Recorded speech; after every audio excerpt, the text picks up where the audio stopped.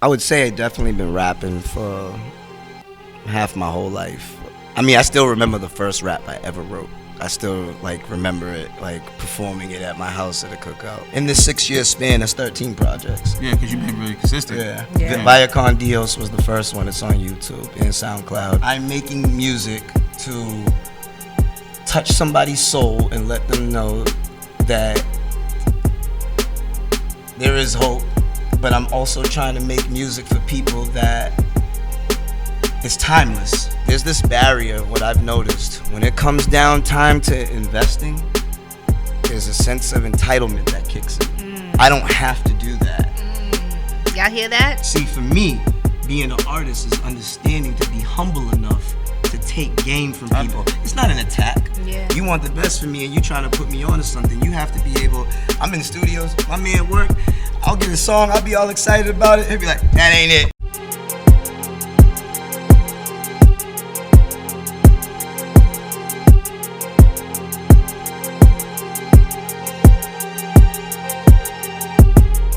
Another episode of Force to Win podcast. It's your boy Frank Nino. And it's your girl Leticia J.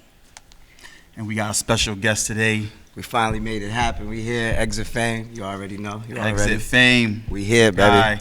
Yes, sir. How long has it been? Like 3 years?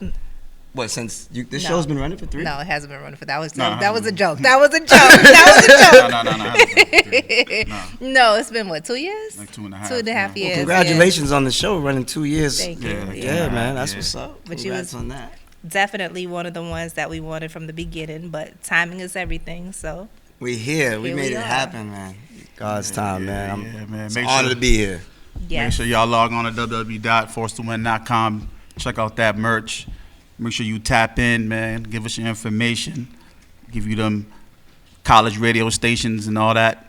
Make sure y'all tap in.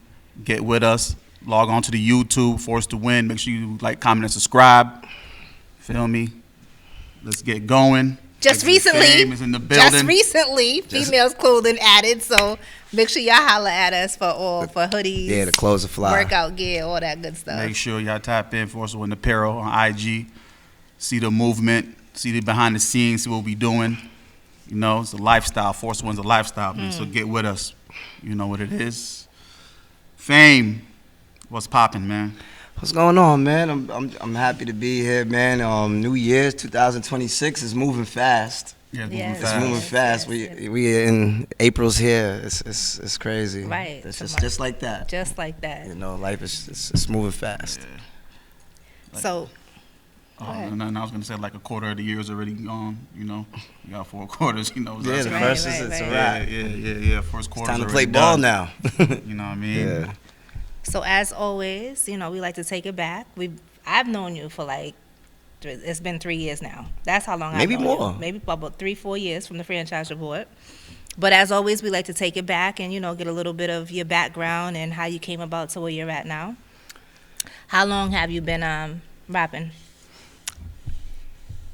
I would say I definitely been rapping for half my whole life. I started rapping, and I mean the whole concept of rapping about 8 years old. But I mean I still remember the first rap I ever wrote. I still remember it performing it at my house at a cookout. But as I got into a teenager and all that kind of stuff, I think my first time in a studio was probably around the age of 14, but then I went away for a while. And then when I first, my first taste of engineer and doing all that kind of stuff, you know, shout out to Jay Hunt, Smokehouse and all them. Shout out to Jay Hunt.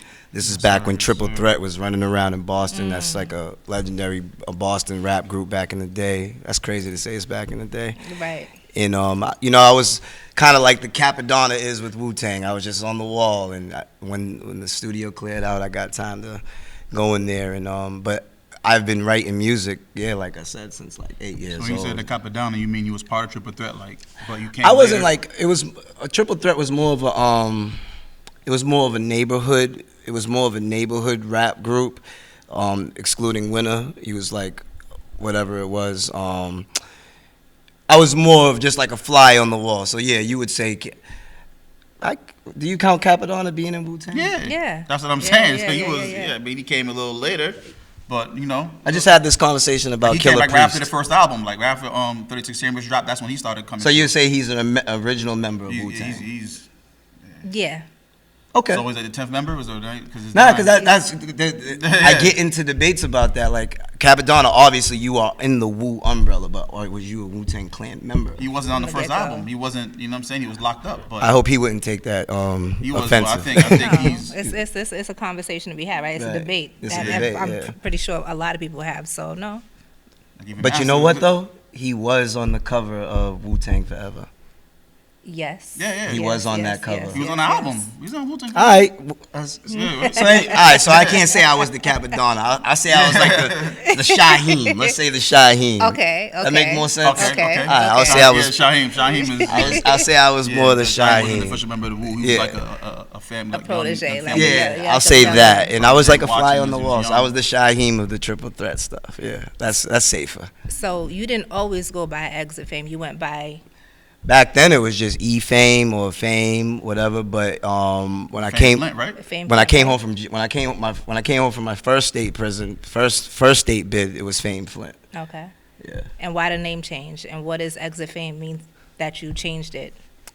So, I mean, my journey for the people that don't know me, now, I'm a artist in recovery. And when I was 2019, when I was finding out who just Eric was, who that's my real name and who I am, Fame is just like I got that tattooed in DYS. It's on my hand. Like that's just who I am from my neighborhood. I still don't know why I got that name, but Because you a Gemini and you famous.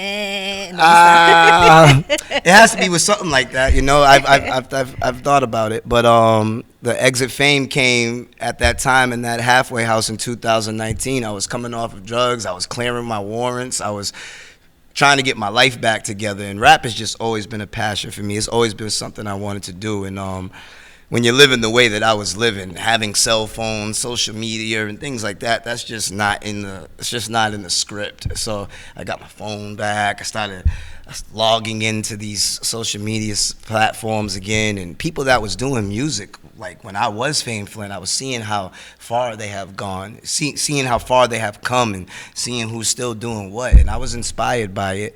And around that time, one of my roommates, he introduced me to XXXTentacion. Mm-hmm. That's how you pronounce this? Yeah. Mm-hmm.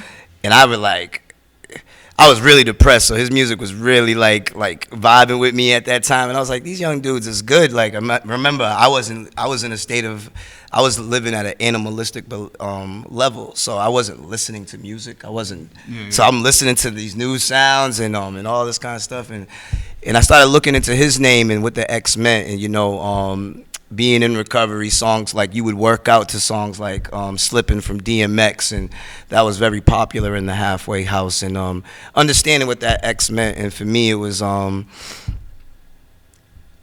lot of that Fame Flint stuff, even before drugs had started and all that kind of stuff. 17 years of my life had gone to the streets. I was a follower. I keep it real. I keep it a buck. Just living that way, and this name, this ego, these names we got. It's kind of like another ego. It's another person. It's another version of yourself. Right. Who you are at your time. People know you at that time from certain chapters of your life. If you know me from Fame, you say Fame, I know probably where I know you from at a certain point in time in my life. And that ego. So when you step into recovery and you change into this role, it kind of lets you understand that your ego has been making a lot of choices for you. It's been making you, so you got to get to know yourself. Who my mother named me, who my family named me, who I am, that's Eric, and trying to understand that. So the Exit, and I was just writing raps, man, and I remember looking up at the sign and it said Exit. I didn't want to put the X the way they had it, but I was motivated. I was like, Fame was going to be there, but pretty much it was like Exit Fame. It was just to remind me that I need to always be myself. I exit me to enter myself. I just need to be Eric. And that's pretty much where the Exit Fame came from, if that explains it. So you keep talking about this recovery process, right? And one thing about you that I've learned over the years is that you're not afraid to say what you've been through and where you came from. Right. So how were you in the streets selling, and that's how you, like, how did you get addicted to the drugs? Did somebody put you, slip it? No, we Like, come from a community out here where we don't do it, we sell it. All those cliches and all those false beliefs and all that kind of stuff that we live by in the neighborhoods. I'm not even gonna say false beliefs, but the way that we're raised up, the way. And for me, I come from a good home. right. I come from good people. Mm-hmm. I don't need to do the stuff that I'm doing. You know, I'm more attracted to a thing. And I lost my brother at a young age, and maybe it was lonely child syndrome, and maybe my mother wanted to overcompensate, and maybe there was less consequences, and my dad having alcohol and drug issues and in and out and all that kind of stuff. It looked good on the outside, but in the inside, you know, there was stuff going on. And for me, I gravitated towards something. I had, for those, a spiritual malady. I had this emptiness inside me as a child that I can recognize now doing work on myself. But I just always wanted fulfillment. I've always wanted acceptance. I've always wanted brotherhood. I always wanted to be cool. I always wanted to be down. I always wanted to feel validated, things that I suffer from to this moment. And as a child, man, that just running rampant and not knowing what it was, I just gravitated to the streets. But if you want to say I was the best actor, I was the best actor. If we're robbing the cab stand, I'm the first one going in there. I'm smacking the cab driver's hat off with the gun. If we going to do a drive-by, we going to ride on something, I'm the one. We arguing over who's shooting. I'm shooting. You shot last time. Like, we was doing stuff like that. And why? You know what I mean? It was like, why? So that turned into, when I came home from jail, man, that turned into gangbanging don't make no money. And I come home from jail, I see dudes getting money now. I'm like, okay, shout out to Easy. He, I had a good job, dude. Like, I was working, and he brought me to Lindman, and they showed me how to sell crack, man, and they showed me how to cook it, and I feel like I'm in a rap video, man. You know, I quit my job. What job was that? What was you doing?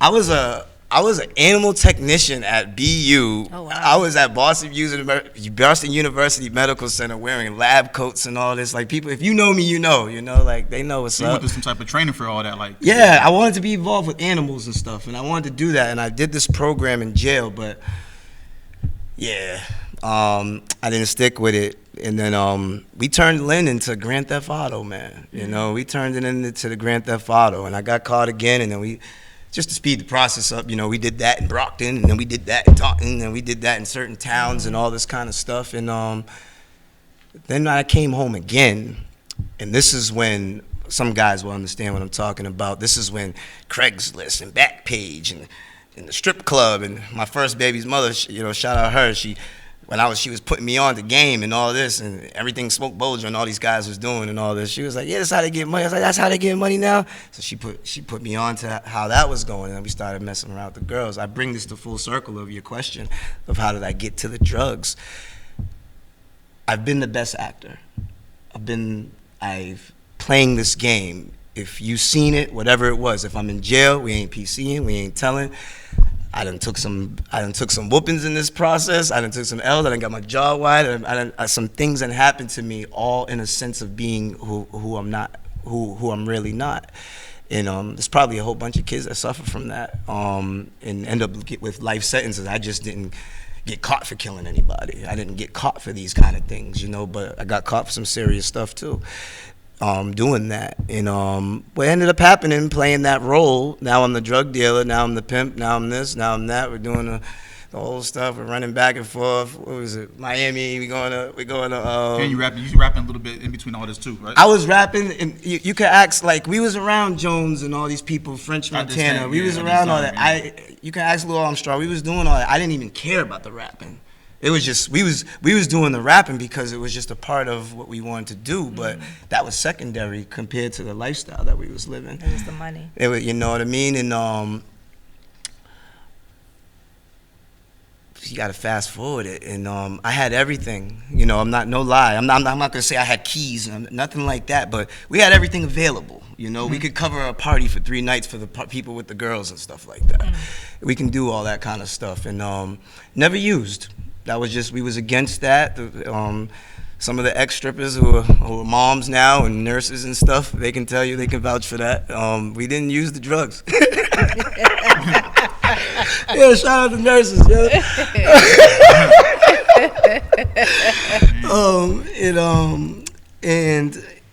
And what happened, man, like going back to my dad, he suffered from this thing of alcohol and drugs, and I was bringing everything in the house. And speed the story up, it was a Saturday morning. One Saturday morning, coming from Revere, and he ended up going in my stuff, and his disease got the best of him. We do believe that this thing is a disease of addiction and alcoholism, and he dabbled in some of my stuff. Now, it wasn't just like that was a one-time thing, you know, like my dad sometime, like, I didn't even understand what relapse was, but now that I do work on myself and looking back on it, I can see like how it built up to something, because I still remember the call that my mother told me that day when the stuff was left and I had to go bring this girl somewhere, and then I was going home to go to bed, and I remember him yelling at me, "You gotta take a shower, this and that, man." Like my father talked crap, always nicely dressed, Cadillac suits. He came from that era where sniffing coke and smoking it was the way kids do perks now. Yeah. That was a thing at that era and that time. So me, when I used drugs, I couldn't maintain a phone bill. I don't know how he did all that he did, but unfortunately, the circumstances going to my house, he went through my stuff and he used it. And I went to the house, I came back, I remember kind of like yelling and cussing at him because I seen that everything was in disarray. The brown was mixed with the white, the pills was over here. It was crazy. And that was probably like my last time like talking to him, because when I came back, I found my father dead. And there's a thing about guilt. It's one of the devil's tools. It's one of the things that he uses to break the spirit down. And the guilt goes into, it goes to a whole bunch of places. And the human body wants to feel good. Yeah. Scientifically, we want to feel comfortable. We want to feel good. If it's too hot, you'll hear a person, "It's too hot in here." Yeah. Like, it's just our natural thing. So, unfortunately, I had this thing. Like, I remember my first drink when I was 13, and I just became the most carefree person. I had everything that I needed around me at that time because I was selling everything. I used to bag up stuff with gloves. I wouldn't touch certain things. I became very carefree, and before you know it, I don't know which order it came in. Did I do a pill first? Did I sniff coke first? I remember laughing with Larry. He died at the strip club. We would sniff coke at the Glass Slipper. My first line of dope in Revere Beach at Lexi's house. I remember everything for the first time, and now I don't remember anything. But yeah, and that's how it became. And if you've seen my interviews before, I use the analogy of the Benz turned to the hoopty turned to a rental, the rental turned to my mama's car turned to stolen cars, and before you know it, that turned into a bus pass, and before you know it, I'm sneaking on the trains. And that is the digression of the fall, because that's a long story of, of all that stuff. So I hope that answers the question. No, that does answer the question.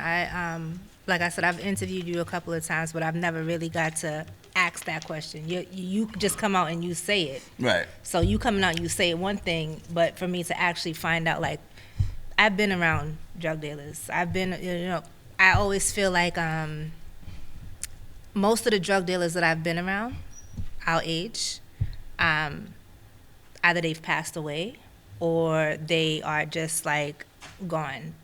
And I've always wondered, how do you go from selling to doing? Like, that was that's why I asked that. The defenses break down, man, and I watch it happen. You see guys overdosing, they don't even know what's going on. Yeah. That's a whole different topic. It's a whole nother conversation. But I've had a couple of people that I've known that, like I said, like top drug dealers in Brockton, right? Sold to their mothers, sold to their fathers, sold to their aunts, their boy's mother, their aunts, or whatever the case may be, and somewhere down the line they wind up getting caught up? Was it karma? So that's what they, that's what, I believe that. Karma's God's courtroom, and, you may get away with it in the physical, but in the spiritual, there's a price. Anything that we do, if you steal something from CVS, even if you got out of the store with it, you have to pay for it somehow, So I'm not going to say that that's what is going on with those people, but that choice to make that decision, life gets hard, and I don't know, man. It's us against the clock. And How many years did you give the system? altogether, not all at once, altogether 17. 17 years. My longest time in? No, was I'm like saying 6 and a altogether now, half. 17, you said. So. Yeah, 17 years total. from DUI. Yeah, absolutely. Okay. That was the census when I haven't been to jail since 2017. That was the census when I left. So 2017, you I'm coming up 10 years without getting cuffs. Yeah, that's dope. Listen, that's a blessing. Yeah. 2017, you come home. At what point do you say, you know what, I want to take this seriously? What, the rap? The rapping. Oh, no. 2019 when you was... Yeah, right? 2017. I just came home and Got right back to it. You still... I found crack in a different way. Oh. Well, I don't like you right now, but I like the fact that you could joke about it, because you saying that, I seen the video that you posted earlier, and I'm like, my heart, like, what is going on here? It was wild. It was wild. What you see on the streets and what you see out there, I became kind of like what we were just talking about, the karma thing. I became everything that I sold to. So 2 years, from 2017 to 2019, 19. it was just, you was just running, Yeah. and then 2019 is when you finally just tired. Thank God to my people and the people that love me. I kept getting sectioned. I kept catching cases, dude. Like, I was robbing everything under the sun. I was fresh off of getting shot. Those are like some hard years for me, dude. You know, that was a mess. So- 2016 to 2019, that was like, yeah, It was dark. yeah, definitely. So in 2000, Just seems like a blur for me. It didn't even seem like 3 years when I think about it now. So in 2019, what was it that was like, you know what, nigga, I got to get my shit together? Oh, pain. Pain is the greatest teacher, man. And for me, I've expressed losing my brother, expressed losing my father, being shot, all the jail time and all that kind of stuff, and the consequences of poor decisions. But this time it was different. It was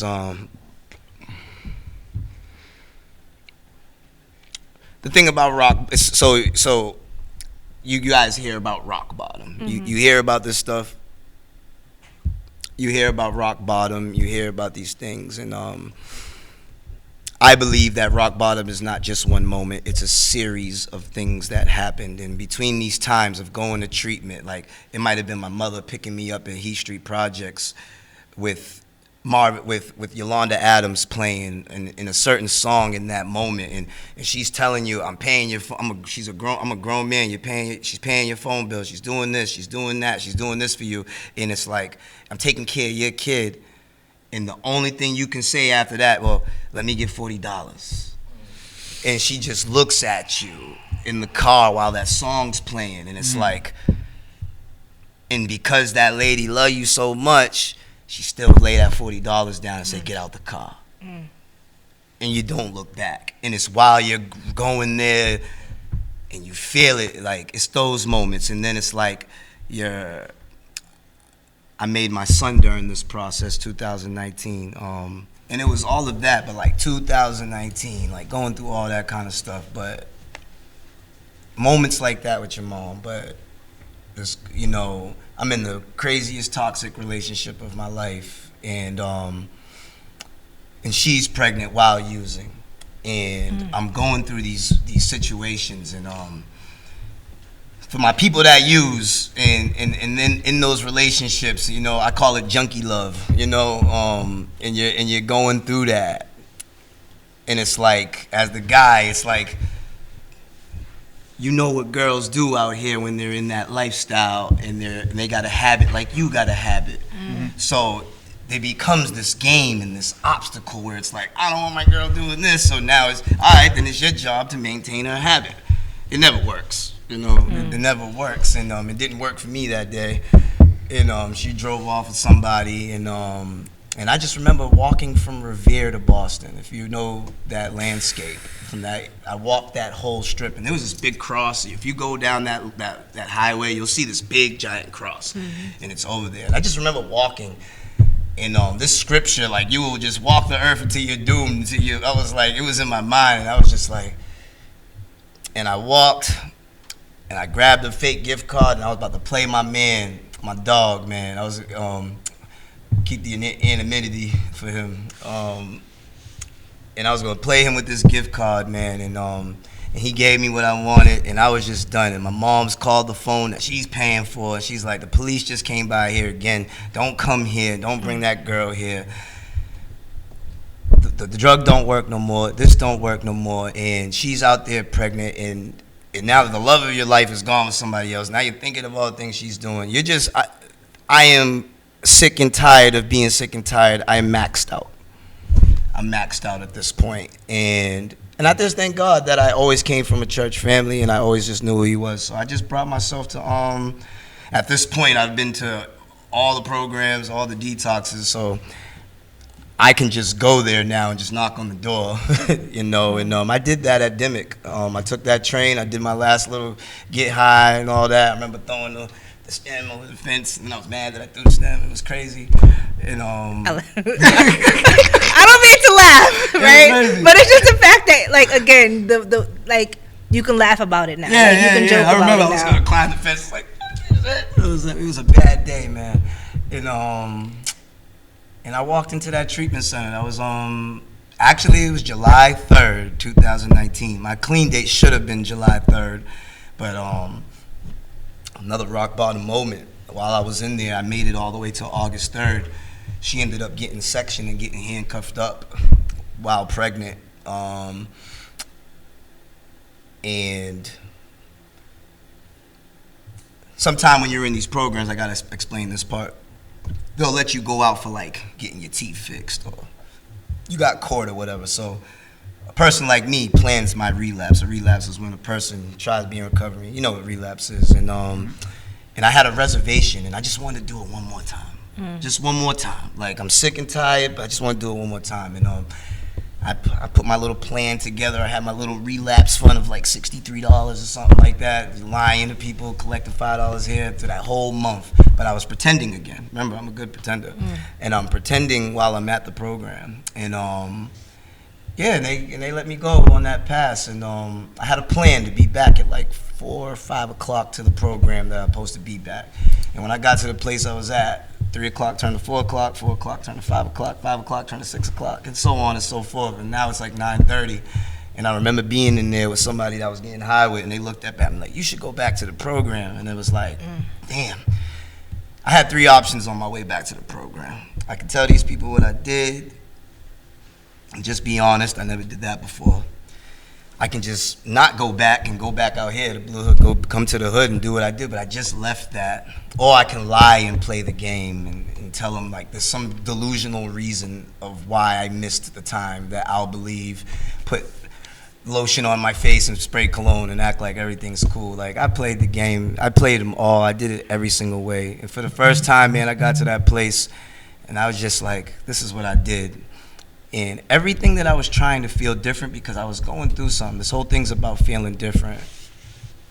I felt I got a sense of relief when I told the truth. And I wanted more of that. And long story short, that was August 3rd, 2019. Between August 3rd and August 11th, this group of nurses came to the program and they showed us, my God has a sense of humor. I always say this. My people in recovery know the story. And on this day, they showed us a video of babies being born with withdrawal. And in that, you got to remember what I'm going through. She's pregnant. She's handcuffed to a thing. Right. Now, I've been through some things, but like they showed you like a baby, like the size of a bottle or something like that, and they twitch and they glitch and all this kind of stuff because of the parents' decisions It's Right. completely innocent, have nothing to do with what's going on, and they're born with these things. They're born with mental disabilities and all this kind of stuff. And that, for the first time, something scared the hell out of me. And I just wanted something different. And for the first time, I prayed to God in that little room with the pull-ups, and I just prayed, man, from my heart. And I said some things to God, man, and you know, like, they left. I think that was August 8th. And August 11th, even though she was handcuffed to a bed or whatever, she gave birth to my son. And through all the circumstances and everything that it should have played out, she gave birth to a healthy baby boy, and he was fine. And I just felt like that was God saying to me, I did my part, now you do yours. And thank God for her mother, because she was there, because my life, I was not able to take him. So his mother took him in, and I had a chance to get my life together. So that's time being in those programs. I wasn't playing around no more. I was really trying to understand this, and I didn't want to go back to where I came from. So, yeah. And is that where you got the slogan, never go back? Yeah, never go back, you know, and it's more than just drugs, it's prison, anything. It's anything that you prayed your way out of or God saved you and got you out of, it's never go back. And it started off as a song, and I just rode with it, man, and we turned it into an LLC, and I should be doing more with it, but God's plan, you know. You're God's right. time. You're right where you at. Right. You're right where you at. Wherever He wants you to be, and in His time, and everything will continue to advance. Definitely. Like you said, it takes certain time, certain things to change your whole perspective, you know. So that blessing came through and blessed you again, you know. Blessing came through and then took that energy and turned it around, and he's like, you know, I'm done with this, you know what I mean? Right. How many kids you had that time? That was my last. how many you had up to, so that was your last one? I got So- 20. I got 3. Oh, you got 3? 21, Oh, okay. 11, 6. Oh, okay. Yeah. So, your daughter just turned 21, right? Yeah. So I've been around you enough to know, obviously, you're in recovery. You don't do anything. You don't touch anything. Red Bull. Yeah. Right? That's about it. Right. Your daughter's 21, and I see the video of you posting her where she goes into the liquor store. Yeah. How do you feel at that point? So that's why when we tell people in the beginning of this recovery thing, like, you got to do it because you want to do it. Right. You do it for you. Right. This is my thing. This Right. is my, like, we done been in environments. There's weed smoke, Right. there's people around, there's all this stuff going on. I'm good. Like, this is my thing. And with her, you know, yeah, I believe it's genetic and it's a disease, but I'm not going to sit here. Technically, you're a grown woman. I ain't going to sit here and you By can't law. drink By law. By law. I'm not going to sit here and say you can't. You're going to do it anyway. Right. I believe, now you got to remember me, because of my choices and my lifestyle and being absent, I've had more of a brother-sister dynamic with my child. Okay. And a lot of guys suffer from this too, or women too. And I'm just turning the curve where I'm more of dad now, because the dad provides, the dad does this, the Right. dad is there. And for me in that moment, it was like I'm having all these first moments. I didn't get to teach her how to ride a bike. I didn't get to do this, I didn't get to do that, but it's like, I would like to give you your keys to your first apartment. I would like to give you your keys to your first car. We can do these type of things together. You gonna get a drink? Well, I'm gonna go get it with you, and we gonna do, you know. So it's like, I'm trying. You can't make up for lost time, but you can make memories that last forever. But are you in her ear like, this runs in our family? Oh yeah, she's so academically smart. I don't even know if that word's a word, academically, but she's so smart. She may, and no shade to her mom, she may not have the best parents in the world growing up. She may have not have had what she's seen in the mom and dad in the soccer van, but I've always said to her when I started this journey, but you have the best examples of what not to do in life. You know, and I think we have that connection where she understands that, and God got her this far, man, and you know, now I'm involved now. So moments like that, I can make light of it. I'm not gonna drink, but it's like, Yeah. my dad's there. It's all about perspective, man. You know what I'm saying? But that's a good question, That's a though. good way to spin it, though. How you told her, like, yeah, you know, you got to see what not to do, you know, Yeah. like you just turned the negative into a positive with that, you know? Was there any, did she even before? But it's like it's a line because for parents, especially with young adults, it's like you don't want to be that parent to where the point where it's like, I know what time mom and dad's on, so now I'm hiding stuff from them. Yeah. Especially in this day and age, things have changed, you know. So it's like there's a thin line between it, but you definitely want to have that type of open door where they still feel comfortable. I can tell you anything, you know. And I think I'm getting there with my daughter. You know. So coming up through, you know, in and out of jail and not being there for your daughter, she never held no resentment. Oh yeah, definitely. Like, oh yeah. when did you guys have that talk? When it was just like when she forgave you? I'm gonna leave because she's very in tune to what I'm doing now. I'm gonna leave her out of it because I'll deal with it later. Okay. I'm gonna leave her. And she's 21 now. That's the best answer I can give you right now. She's bro. 21 now, and I'm pretty sure her friends are familiar with who you are. So she's like, I love Dad. her, and she's a junior. She just got a passport. She's about to go out the country. She's doing a thing, and I feel like we got a strong relationship. And there was some work to be done. I'll leave it. I'll leave it there. Isn't that the best feeling to know that your child is doing things that you weren't able to do? Like you just said, she got her passport and she's out there. Have you ever been out the country? But prior to you, what you're doing now? No, not at that age. 21, I was in prison. But to be a junior in college and almost graduate, and like, I don't want to throw shade on nobody in my immediate family circle, but I don't think we got that. Oh, not Dari. We got Dari. Yeah. Sorry, D. So what I want to say to you is from the first floor, right? I'm gonna give you your flowers before we even end this interview. Is that I commend you so much because you're in rooms where there's drinking.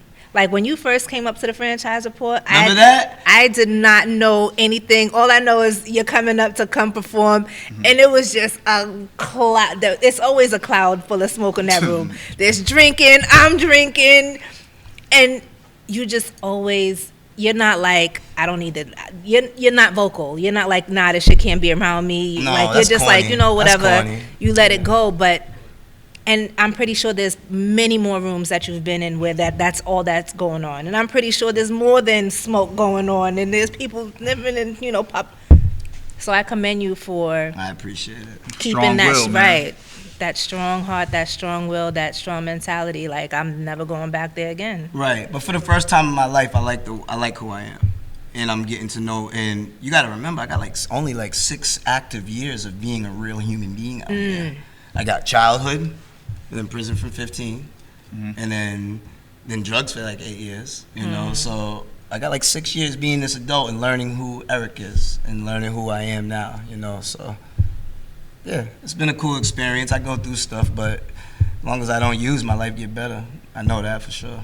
So let's get into the music, man. So you're recovering, you know that. When did you drop your first official project after recovery? Exit Fame. So I'm coming up on I want to say this is my 13th, but there's 2-3 mixtapes that didn't come on all platforms. We're trying to figure it out, but in this 6-year span, that's 13 projects. Yeah, because you've been really consistent. Yeah. Via Con Dios was the first one. It's on YouTube and SoundCloud. And so that was what, 2020? Yep. I started in 2019, but it came out right before COVID started, right around that time Kobe died. Yep. So what's your frequency? Like, was you dropping what? You just said, I'm going to drop 2-3 a year? Or you was just... Nah, there was no plan for it. It was just... You didn't have no I plan? believe that my addiction turned into the music. And when I seen people like Millies, and I seen these people that I was around, or I had songs with his Fame Flint, you can look it all up. It was like... Because you had songs with Millie as Fame Flint. Yeah, and it was like, it's not too late. I can do this too.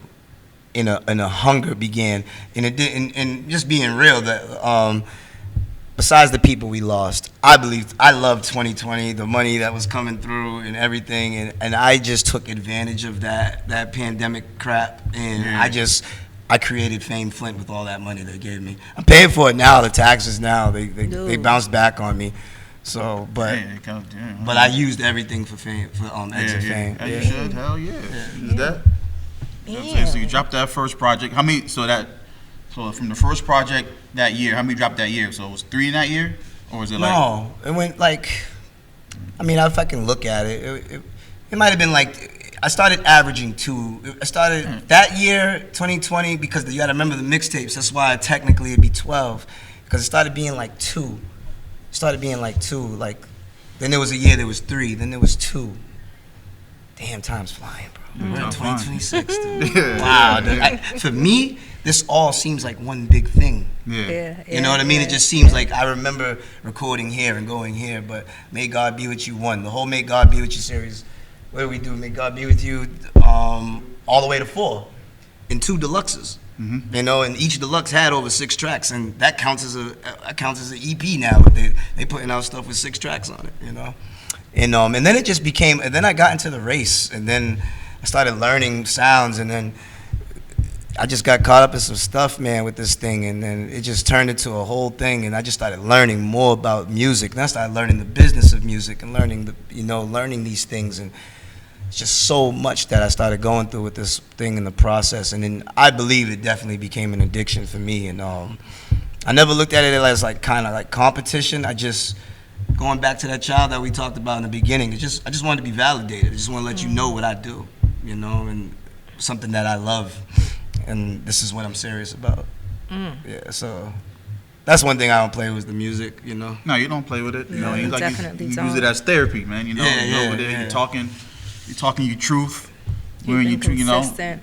The whole time I've known you, you're consistent. Every time I turn around, it's a new project. It's this, it's that. Yeah, we're on the next one now, you know. But this is, I always say it, but this is the one I'm proud of, though. You So know? when you are you a freestyler or you a writer? Like, I believe I did a disservice to myself over these years, kind of like just running like a chicken with his head cut off, and I didn't get into the artist. I'm an artist now. I can actually say, with the help of people like Work and the team that I got now, like I've turned into an artist, and you'll see these changes with me this year and how stuff comes out and where it's at. You don't need nobody to validate you. You don't need nobody to co-sign you. You don't need this and that. Just give us the music. I remember him saying one thing, like, you watch the internet and all the gimmicks and all the games and all the skits and all the... And something that Work said to me, he was like, we gonna go viral for the music, bro. yeah. And that's the goal, man. Like, I've always held that line in my head, and I'm not throwing shade to anybody doing their thing, but for me, it started with the music. It got to still be about the music. So when you're making your music for yourself and not the audience, or are you making music for the audience? And I can actually say now, with my foot down, I'm making music to touch somebody's soul and let them know that there is hope. But I'm also trying to make music for people that is timeless. I don't want, we listen to, music comes out now, we listen to it, we rate it, and we move on. What's the last timeless album that we've had? What's the last album that I've locked in? I'm still playing it to this day, you know. For me, I'm still locking the Cole album, I'm still listening to it. Forest Hill Drive? or the new one? See what I'm saying? But like, we don't know. Which one, right. But the music industry has changed so much, the fall off. But I want to try to make something that's timeless, that even when I leave and it's done, you can still play that. It's not dated. The sound didn't change. Like when you go to Illmatic, or you go to It Was Written, like that, you can go to certain projects right now and it still rocks now. You play Machiavelli, it's still relevant to the times now. Yeah. Right now, an album from '96 to now, it still goes good. We didn't now. consume music as fast as back then, though. You know what I'm saying? Mm-hmm. Music, it was slowed down a little bit. You know, people was just dropping albums. You was listening to albums for 6 months. Remember when But Think to Public came her out? question, Yeah. what are we making music for? Yeah. You know what I mean? Are we making music for the moment, or are we making music for a purpose? I'm trying to make music for a purpose now. And the way you make music for a purpose is giving them your true self. It's not. So what she asks, are you doing it for the audience, or are you doing it like for yourself? You know I'm using my experiences, to touch for other people, and it took like What? 12 projects to understand how to do that. You know, Yeah, 'cause I was gonna ask because you, my so what- projects became almost like a diary. Yeah. Like, what's I the was just letting definition you of get a peek in my life. The definition of an artist. When you say I became an artist now, you don't consider yourself an artist into the third album you did? No, after I would say all those Well, projects were definitely, I would say those projects, you pay for it. That was artist development. No, I wasn't an artist. That's were for me. learning. I'm going to say for me. Yeah, for you, but why do you say that? I'm saying Because- give me the difference. Is like if you got an upcoming artist, I want to get into the art form now, and they feel like damn, I'm about to start. I mean, so that means I'm not gonna be an artist because I'm, like what is it? What's your definition of an artist? The definition of an artist is a person that can take something that I feel God has given them in their heart, in their mind, or blessed them with certain experiences, and they can use that experience and they can translate that to someone else where it can feel therapeutic to them. It doesn't matter if they use a paintbrush. It doesn't matter if they build things. It doesn't matter if they're an architect or they're or a rapper or whatever or a singer. They are able to touch your soul with that to make you be like, I gotta have that. I want that. Like, I need that in my journey. Like those people that make those playlists and they run. When you go to those playlists and those people work out to it, most of the time it's never current music. It's something from the past that left a mark on them. They carry it. When you see people spend $8,000 on art, that's something that was probably made in the 1600s. But it's something that captivated their spirit and their soul. I think that's what makes an artist. Or you just making music. Like kids play house. We can play rapper, we can play doctor, we can play. Some people are just playing it. It seems like something I want to do right now, but most of the people that I've seen be rappers, they're now construction workers, real estate people, and successful people, and rap is a thing of the past. Was you passionate about it? But you can juggle. You can still do real estate and be a rapper. It's not Absolutely, like absolutely. You're saying people who's really like they just do real estate now and they quit rap. It's just done. They quit. It's done. Oh, you're saying the quitters. It's done. It's gone. People didn't. The dream is done. The dream is done. It's over. Yeah. Okay, I got you. I want to die with mine. My next question: do you feel the industry rewards talent or marketing? Marketing. Marketing, because I see you're all about marketing, right? Like you're talent. You're very talented. You definitely. It's like I market. said. Yeah, it's a time of marketing and funding. Okay. Definitely. Okay. So the time I met you, I met you before this, but I think the first time I met you, you came to my event with Millie's and Chic Luch. Remember? Yep. Yep, and that's one of the type of events you're talking about. It was a Wii session. You know what I'm saying? So I had That was a cool day, man. yeah, that was That was cool. I felt accomplished leaving that. I felt like my life was going somewhere. I remember that. that you came through, did your thing. You know what I mean? And then after that, that's when I came to your block, man. Rest in peace, Unc Jane. Yeah, they took your phone in the building. Took my phone. I left my phone on the stoop somewhere. Yeah, someone Who just was snatched shooting. it. Yeah, somebody snatched it, went upstairs. Danger got his phone back. Yeah, man. somebody went upstairs with the phone. How did that work? Somebody was at the window or something like that. Up. Yeah, they brought it back. There was something. Some Like, lady nigga, was- bring that phone down. Write the phone down. They was like, yeah, I didn't see the phone. I just grabbed it. I didn't know who it was. Or something like that. Yeah, took the phone. Yeah, Dan, shout out to Dan. I got it back, man. Rest in peace, You know what I'm Dange, saying? man. That was- Definitely. Yeah, that was crazy, man. That was crazy. But you've been doing your thing for a while, bro. Like people need to know who like Frank Nino is. Like the archives are crazy. Yeah, the archives is crazy. The archives are crazy. Yeah. I remember like even back then, like you was doing like that was a little bit of the DVD era. Yeah, I was doing The DVD DVD era, yeah, when it was just about to switch over. Yeah. I was doing DVD ever since like 06, 07. I think doing people the need to DVDs. know that stuff too, Yeah, man. yeah. But that's a whole nother. Right, You know what I'm that's a saying? whole This nother- is, yeah. this is about exit. You feel me? That's a whole nother situation, man. And I think the first time I met you, I think DJ Drew. It was DJ Drew. Shout out, rest in Yeah, peace, rest Drew. in peace, Wow, all these DJ rest in Drew, peace. man. Yeah, rest in peace, Drew. Man. And the last time we was even all together, man, he brought me to your recovery event.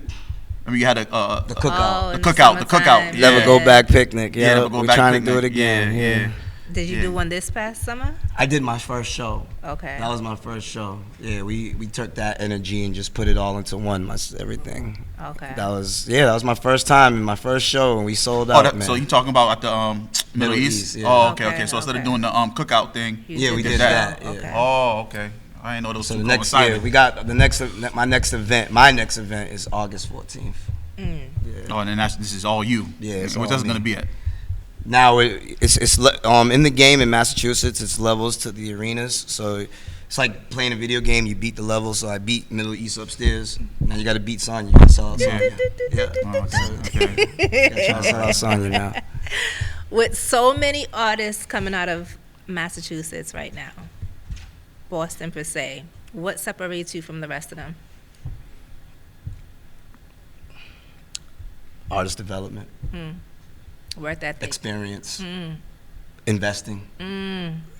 That is one thing, and I've learned after traveling a lot. I've learned that a lot of the stuff that we say, like, "Oh, we're the city Boston, we get no love." Everybody says this in every city. Yeah, everybody says that. Everyone says Yeah, it in every yeah, city. every city. And I learned the local rappers do the hate thing, and I was like, "Oh wow, this is everywhere. It's even in England." And and it's like, what separates you is there's this barrier. What I've noticed when it comes down time to investing, there's a sense of entitlement that kicks in. I don't have to do that. Y'all hear that? it's Those like, words specifically. I'm There's not a gonna sit sense here of and entitlement. I'm not going to sit here and say just throw your money at everything. Do your research. But this is a buy-in business. It's designed this way. Yeah. You got like some of your lucky scratch ticket people, like you might be a Bobby Shmurda and make a hot nigga and throw your hat in the air and, but Doesn't happen like that too but doesn't often. happen all the Yeah, time. yeah, It doesn't happen like Now happen a lot of the time. We have all the information now, so we know that a hit record is marketed. We know that it takes this amount of money to do this. We know we know that. So to think that you can just come into this and that anybody's supposed to give you something, chances are any showcase you're getting on, any platform you're getting on, all this stuff costs money. Why? Everything costs with this, and it's everybody chasing a separate dream or a goal. So you got to be investment ready, and you got to be sacrifice ready. And there was plenty times with this, and thank God for my family, but I'll work 40 or 80 hours during the whole thing, and right, it's happening. Matter of fact, that's happening to me right now. The whole check got to go to something. Yeah. Because it's now or never. Yeah. Yep. And it's like you either gonna do it or you're not, and you're gonna hit that road. Yep. And I'm gonna drive 4 hours up and 4 hours back on a Sunday night, and I'm gonna make it to work at 4:30 on Monday morning and act like nothing happened because. And most of the time I do that and nothing happens. It's like but it's like I become did it. immune to it. Nah, but you know. did it. but you see the growth, man. You see how you know what I mean? I've seen you, like I said, from the franchise report to you're on stage with the Locks. You're on stage On tour with the on Locks. tour with the Locks, right? Yeah, okay. yeah. So Yeah. the last show that I seen you at was in Providence. You have Onyx shouting you out. They're pulling you up on stage with them. Yeah.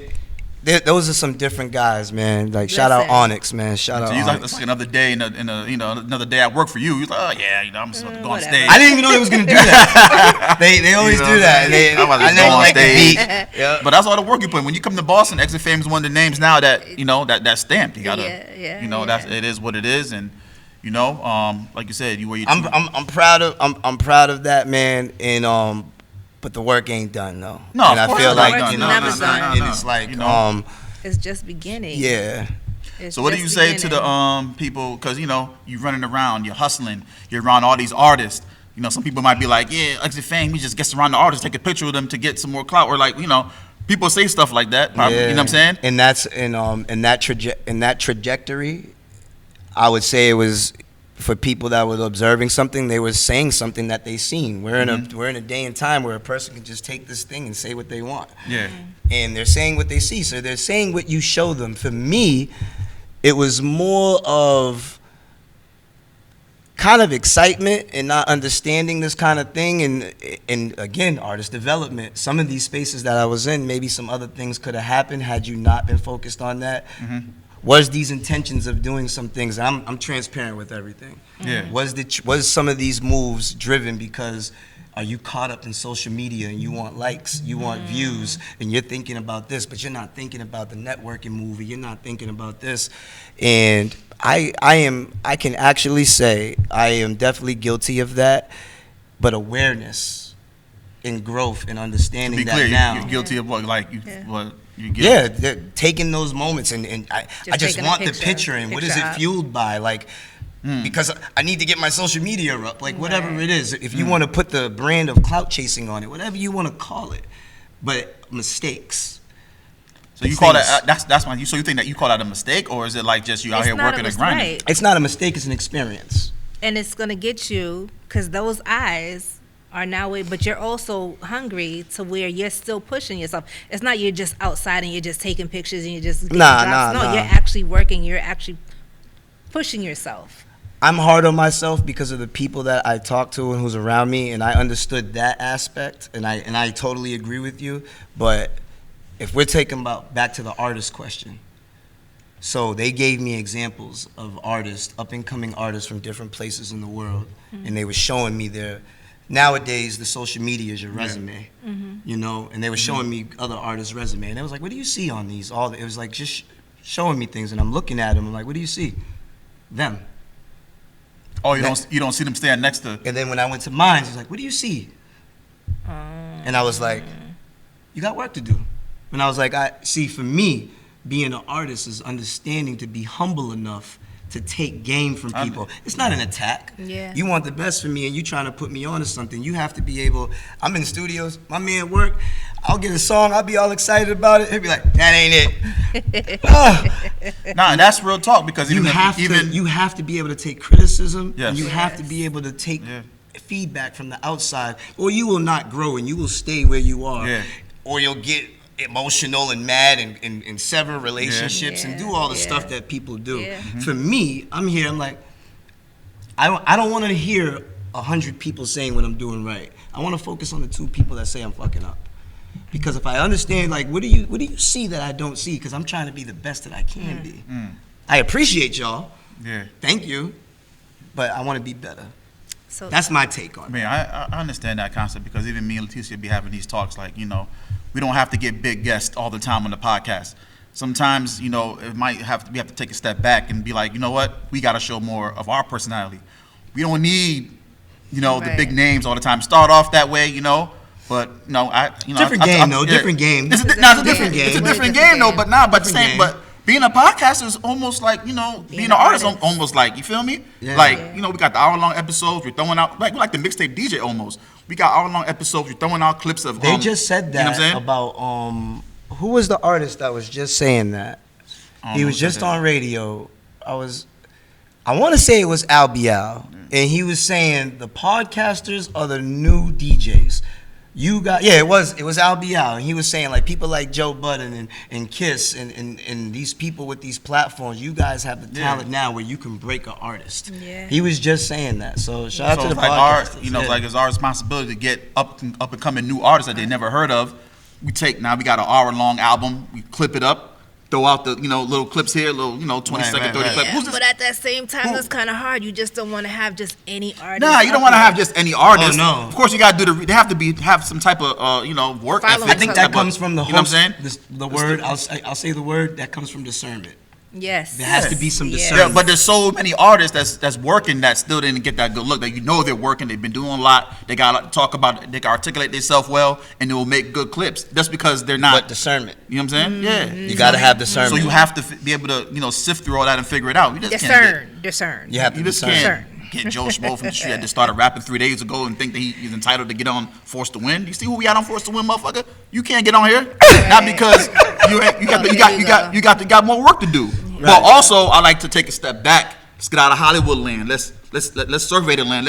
We can interview Jadakiss tomorrow and interview somebody from New Hampshire the next day. You know what I'm saying? And you show, and I see you do that. You know what I'm saying? But and even Leticia, you guys have been based on that. Like I've never seen the discrimination or anything like that. No. I want to keep that balance. Like we have big, you know what I'm saying? People that you guys know, who stamped, who been doing their thing, but then you also have people, who the fuck is this?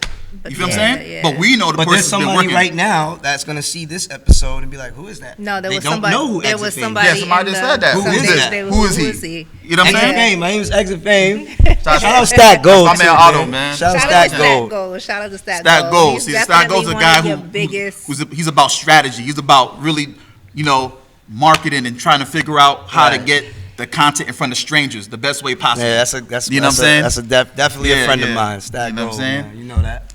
All right, so we going in some time. This conversation is definitely dope. Oh. So I'm just gonna fire out a couple of questions to All you, right. right? One word to describe your journey.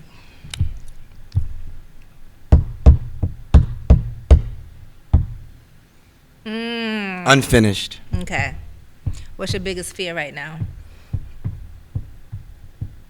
It's right there. Just say it. Losing my mother. What would you tell your younger self in one sentence? Don't get high. That was easy, huh? You answered that fast. What's something people get completely wrong about you? I don't know. You don't know. I don't know. I really don't know. Okay. What did they get wrong? Okay, let's take that question back. Yeah. All right. So with social media, do you pay attention to your social media comments, or do you just Yeah.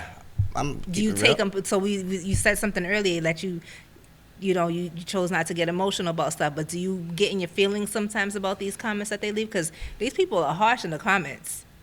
Yeah, and I've had the experience of having good comments, and it gets spicy when I on the New York blogs and the other blog pages. You'll see like people, but majority of it be positive, and there'll be like a little bit, and they ain't like saying nothing. They say their little stuff. I find it humorous. I'd be like, oh, I'd be like, all right, that's crazy. That's the fun stuff, though. That's the funny stuff. No, it is. It is. Imagine it if is. everything was just, oh, you're Serious. so great. Like, Oh, it's yeah, just yeah. Nah, not. man, No, life, you need life it. requires balance, man. It You can't need be it. all, you Sit know what I'm down. saying? You need those people. Life requires man. balance, I like- man. you Everybody need gotta have those- something to say, yeah. man. You know what I'm saying? And that's why I respect you for wearing your truth on your sleeve, man. It Yeah, don't matter. Like, yeah. y'all can't point out nothing to me. I'm Yeah, an open book. What the fuck you gonna tell me? Right. You feel me? You can't. And tell I'll me outwork you. shit. Some of y'all talking shit too. And I'll outwork you because you I outwork heard a lot a of. clip from Kanye on his new album, Bully, and his mom was talking to him, and she said that, and I was like, maybe I need to turn up a little bit. I was like, I don't know. Humbly talk, Yeah, humbly. I'm a talk, very yeah. humble person. Yeah. Because at any given minute, what you are given, it could be taken away, right? So Right. you would want to be humble about, but you also want to know, you also want to have that confidence to say, I do this, I've done this, I've been doing this, Right. right? So speaking of album, I seen that you have something coming out on 6/26. Yes, Permanent What's that? Stains.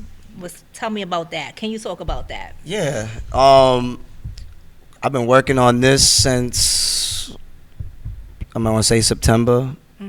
We started the process of it, and when I made Last Shall Be First, the one before this, I was in the mind state that I was about to stop. Like, I was like, I'm good. I'll just take what comes, but making projects, and December ended up being a really good month. But why was you gonna stop? Because you wasn't. Do you feel like you're not where you want to be? As a man, awakening and responsibilities, and I feel for the artists that are moms or dads, and they're paying the bills and they're doing all this kind of stuff. There's so much sacrifice around me. The people that care for me and believe in me, they may not be giving you that money to help you with this, but they know you doing your thing, and nobody's asking you for nothing. That's The people watching your kids, the people doing your stuff, and it just start feeling guilty after a while. I already took so much before when I was using and when I was gangbanging and doing all the stuff in the street, and now I'm here, and it's like, you'll get those moments, man, and you feel like this is gonna happen. This thing's gonna connect, and we're gonna fly all the way over here. We're gonna drive all the way over here, and then we're gonna do this. We're gonna spend this money on this feature. We're gonna do all this kind of stuff, and then it don't happen. And then it's like, it ain't about those people on social media. I gotta go back to home base, to those people that are making those sacrifices to me, and they're like, I know what it takes to be an adult and live in this day and age in this economy. And people are doing those sacrifices because they believe in you. And enough got to be in, like, now you done got mama into it. And it's like, so what happened? It's like nothing. And she's one. And it's like nothing happened yet. And it's like, That's the important word. Yet. This is Yeah, all yeah. building blocks. but Yet. but we're we're a spirit going through a human experience, and while I'm having this human experience, there's an emotion that I deal with. When I go into that, I take that shower and I go into that bed that night and nothing happened. There's man, fuck this. This is done. Like, you know what I mean? Like all the stuff you don't see, because I don't put that kind of stuff out there. I don't. And as an artist, I don't think you should vent your feelings or. When you have, I think we all have it, those moments where you want to quit, and you'll see an artist do it like, I'm done with it. Don't do that. Some stuff keep to yourself, you know, keep it to yourself, because that might just be an emotion that can pass, and then we wake up, you might have felt like that. Shook it off. And that sun comes up again, let's try again, you know, and that's the difference. If you have that type of it inside you where it's like, let's try again, and for me, that's where it's at. And this project, Permanent Stains, it was the first time where now, 13 projects later, 14, whatever it is, 13, artist development, understanding my sound, understanding how I'm supposed to sound, understanding the audience that matters to me. You watch artists like Tech9, they don't care about none of the stuff. He just cares about the fans. Yeah. And he probably has more money than your favorite rapper. He does. Right. You know what I mean? Like Russ. Yeah, but they cater to the people that are supporting them. Right. And in this project, and this whole thing was more about that, but also I went through some stuff in this little 7-month process, and different people was coming in my life into the team, and no shade to nobody. I don't know who was attracted to what or whatever it was, and sometimes sorry's not enough. You can say sorry, it's like, yeah, we cool, but there's still something there, and I felt like from childhood to things that happen to you to situations, these are stains that we live with, and those things are permanent.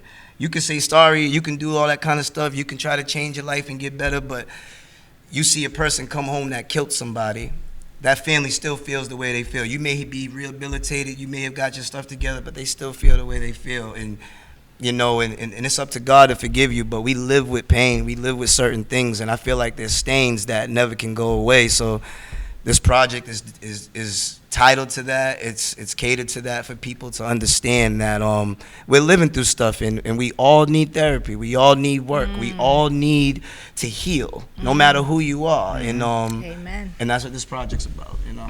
Who do you have featured on this project? That's the thing. You got work on there? Let me guess. You got work on there? He's an executive Okay. producer. Nobody. This is all about fame. No, we got stuff on. You got something? Oh, okay. I was thinking you said this one right here. You're an artist now. Can I just say the singers at least?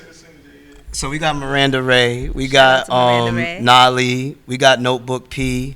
We got we got Josh Gabay. We got my man Najee. We got Shout out to Ellie. Najee. We got. I did something totally different, man. Okay. So you got a lot of features from like town or something. 'Cause These are so in this town. These are yeah, these R&B. R&B, These are yeah. R&B people. So Leave it at that. yeah, leave it at that. All right. Yeah, we'll leave it at that. So I look forward to hearing this project. But yeah, I don't listen to none of my own music, but this is the only stuff that I listen to. You don't bump your own music? No. I don't be liking it. How? So Because I change so much. So you don't like your music, so you don't listen to your own music. So who does the final say on your projects? Like who gives a final, okay, these are the work? Okay, work, okay, shady, okay. Nah, but shout out E-Double. Shout out to E-Dub. Shout out to E-Double. He has a huge presence on this. Okay. Shout out to Shora. There's some people involved. Shout out Phoenix Down and Ellie and just the people involved. All those guys, man, all those girls. And yeah. So I'm trying to make something, like again, I'm trying to make timeless music, you know. So I want to touch back on something. I know we're running short on time. I want to touch back on something that you just said. You said that so many people came within the last couple of months. Now, again, I've known you since 2021, and I've known that, rest in peace to him. I've seen working them around. I've seen you been around different people. But I feel like within the last 7 years, so many people have reached out to me on behalf of you, like, I'm his manager, I'm his this, I'm his this. Where did these people come from? And do you feel like, obviously they've seen the potential in you. God. Yeah. How? There's so many people. There was even one, you know, I'm a very nice person. too nice. I'm a very nice guy, and I give everything a try. Right. And I'm not closed off. I'm open minded, you know, and I hear people out. And when you see somebody passionate about your stuff, that's not like from you, I'm like, all right, let me hear him out. Let's see where this is going. And I think, I mean, even Netflix does a trial run. You know, everything does trial runs. You know, like we see if this is gonna work. We see if this is gonna go here, and that doesn't mean that we're not friends anymore. That doesn't mean this and that. That means that this plan don't work this way. So let's do something different. And my apologies for all those people. They ain't work out. See you later. Bye. All right. Okay. So Damn. we got 4 minutes left, right? I'm pretty sure Frank has a couple of things to say. I'm just still laughing about his last shit. You just Okay. on the exit fame train. Just see it moving. Let's hop on. Let's go. Studio or do have stage? positions available. All right. There's stuff that needs to be done. As you get hotter, now you Just don't know want this- this. I they mean, gonna executive keep coming. decisions are like You're on the those right seats. path. You're on the Those right seats path. are filled. you ain't doing it But if we need that a ain't team. happening. We need people. We Yeah, do you need do, it, yeah. but the gonna- right people. The right people. They're gonna keep coming though. Okay. So studio or stage? Stage. Bars or hooks? Gotta be the boss. Independent or major deal?